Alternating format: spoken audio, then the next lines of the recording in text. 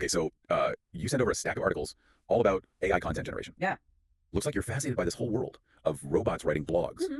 Maybe even poems soon. Yeah. We're talking screenplays. Are we going to have AI making movies? It really is fascinating. It's capturing people's imaginations for sure. It is. And what's so interesting to me is how quickly we've gone from AI being like this futuristic concept to something that we're interacting with on a daily basis. Totally. And you're right. It's not just like automating emails anymore. Right. It's creating content that is actually creative. Exactly. Let's unpack this a bit, because for me, when I hear AI writing, I still think of those old article spinner tools from like back in the day. I know what you mean. They're just rearranged words. Right. But these articles are talking about something totally different. This is way beyond that. Yeah. It's not just rearranging, it's understanding language. For example, there are tools like Jasper out there that use natural language processing. Okay. So they don't just know words, they know how humans use them. Interesting. So you can give Jasper a simple prompt and it can like turn out a blog post or an ad campaign or all different types of copy. That's wild. It is pretty wild. So it's not just one size fits all AI. No. There are specific tools that are for different types of content. Exactly. That's interesting. And it's getting really, really specific. Okay. So for writers, there's something called Pro Writing Aid. Oh, writing aid. Which goes way beyond like your basic grammar check. It analyzes your writing style, helps you refine the tone of your writing. It even suggests ways to like strengthen your arguments. So less like a spell checker, more like an editor. Yeah, like an editor over your shoulder. Interesting. Exactly. And then on the marketing side, you've got tools like Copy.ai that are focused on social media captions or taglines. You know, that punchy, attention-grabbing type of copy. That's so important in the digital world these days. So if I was having trouble coming up with a really good headline for my latest project, AI could help me. It can totally brainstorm with you. Wow. And not just brainstorm, it can generate multiple options based on what you tell it. And it can even adapt its style depending on what platform you're writing for. So like if I was doing a tweet versus like a Facebook post, it would know the difference. That's incredible. It's making me rethink my whole approach to content creation. I know, it's pretty mind-blowing. Yeah, it's like having a whole team of specialists. Right. But okay, I have to ask the question that everyone's thinking. Uh-oh, what's that? Are robots going to take our jobs? Right, it's the big question. It is. And like most things with AI, I think the answer is a little more nuanced than just a yes or no. Right. It's true that AI can handle a lot of the heavy lifting, especially when it comes to repetitive tasks. But that doesn't mean humans are obsolete. So these articles seem to suggest it's about humans and AI working together. Finding a balance and recognizing the strengths of each. Right. AI is great at efficiency, pulling together information, generating those different options. Okay. But the human touch, I think, is still vital. Right. You know, we bring the creativity, the strategic thinking, the emotional intelligence. That's it. That AI just doesn't have. Not yet, anyway. Right, exactly. So maybe instead of seeing AI as a threat, we should be seeing it as a new tool.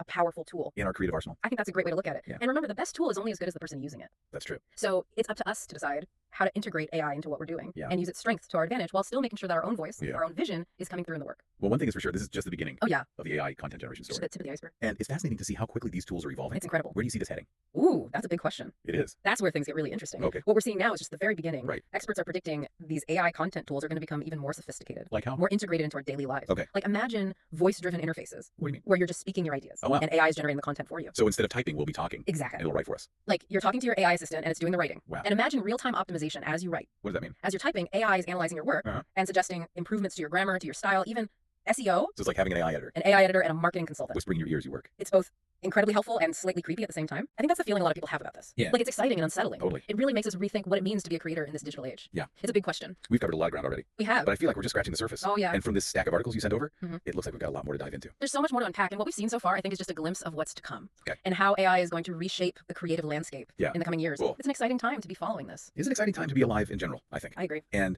I, for one, am very curious to see where AI content generation takes us. Me too. Next. Before we jumped into this deep dive, you mentioned those article spinner tools and how AI has evolved so much. Yeah. But one thing that I'm noticing as we're going through these sources is that some of those fears people had back then are still present. Really? Today, just on a different scale. Like how so? Well, back then, people worried about AI content being like robotic. Right. You know, soulless. Yeah. And some experts are worried now about AI content becoming too homogenous. Oh, interesting. So not that the AI will write badly. Right. But that it'll write too similarly. Exactly. Like if everyone's using the same tools, relying on the same algorithms, there's a concern that everything's going to start sounding the same. Right. It's like if every song on the radio was written by the same formula. Exactly. Yeah, that makes sense. And I guess that puts even more emphasis on what we were talking about before about humans needing to bring their own perspective. Absolutely. It's not just about letting the AI do all the work. Right. You know, the role of the human content creator is becoming even more important. Right. It's about curation, about knowing how to use these AI tools to enhance your own voice, not replace it. This brings us to another big topic. What's that? The ethics of it all. Yeah. I know we're not going to get into a big ethics debate or anything, right. but it seems like with these articles, you can't really talk about AI without acknowledging the potential for misuse. Right, and it's interesting to see how those concerns have shifted over time, too. Little. You know, it used to be about AI making up facts or something, right. But now there's a lot of focus on AI being used to spread misinformation. Yeah, because if AI can write a great blog post, it can probably write a pretty convincing fake news article as well. Unfortunately, that's the reality, and it highlights the need for critical thinking for media literacy. Totally. We can't just assume that because something is well-written or looks professional,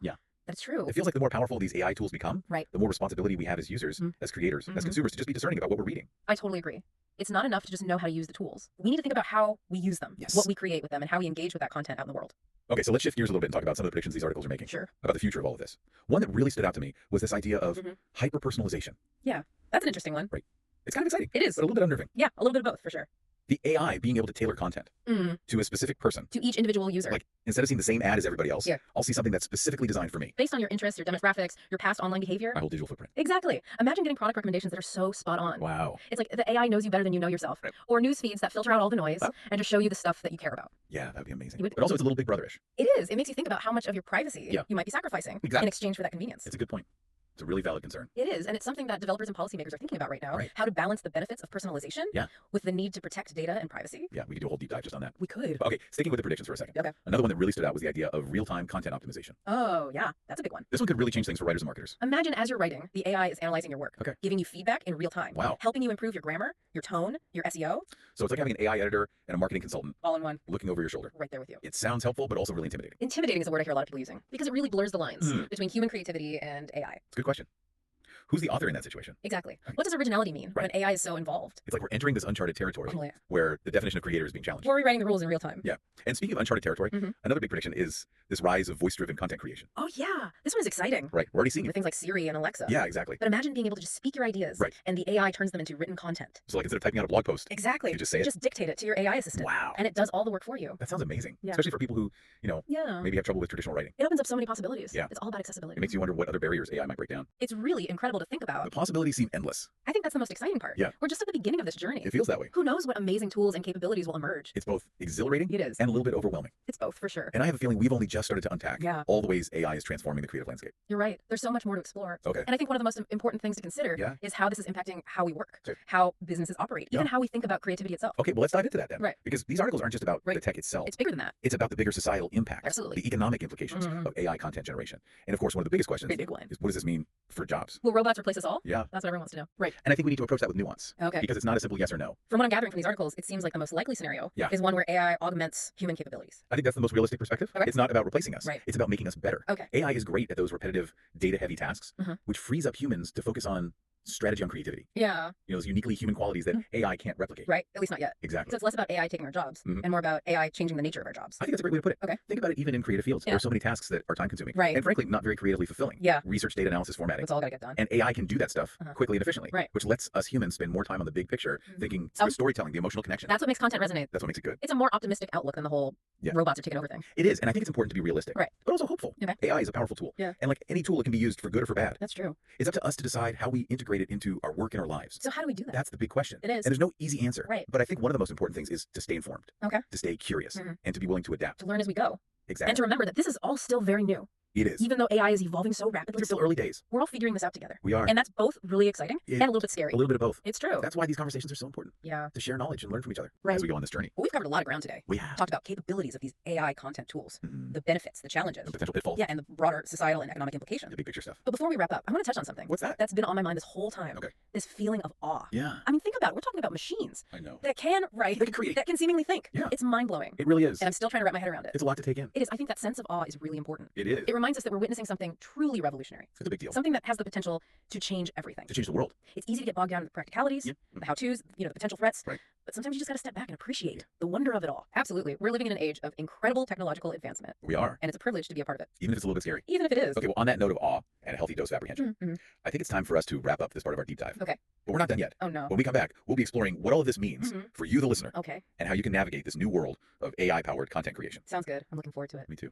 Okay, we're back. And even after all that discussion, I'm still thinking about the potential I know it's a lot to take in. of AI content generation. It is. It feels like we're on the verge of something really massive. It does, doesn't it? Almost like how the internet felt back in the early days. That's a good way to put it. There's so much possibility, but also this feeling that we don't know what it can really do. Grasp it all yet. Right. And just like the internet, I think there's this fear of being left behind. That's a big one. Like if I don't adapt, if I don't embrace these tools, am I going to be obsolete? It's a valid concern. It is. And I think it's going to impact every industry, not just content creation. Right. But I think it's important to remember that AI is a tool. Right. It's not a replacement for human ingenuity. Okay. It's more like an amplifier. I like that. An amplifier. Yeah. So how do we use this amplifier effectively? Well, how can our listeners start exploring this? I think the first step is just to jump in, start experimenting. Okay. There are so many tools available online, free and affordable. Yeah. Try out a few different platforms. Okay. See what feels intuitive to you. So don't get bogged down in the technical details. No, just play around with it. Just have fun. Yeah, have fun. Okay. And as you're experimenting, think about your needs. Okay. What are you struggling with? Are you struggling with writer's block? Try using an AI to generate some ideas. Right. Trying to make your social media posts more engaging. Yep. There are tools for that. So it's all about identifying your pain points. Exactly. And seeing if AI can address that. If there's a tool out there to help you. Yeah. And there's no shame in asking for help. No, not at all. There's so many resources out there. Tons of stuff. It's like anything new. Yeah. The more you learn, the less intimidating it is. And the thing is, we're all learning together. That's true. Even the experts don't have all the answers. Right. This is a rapidly evolving field.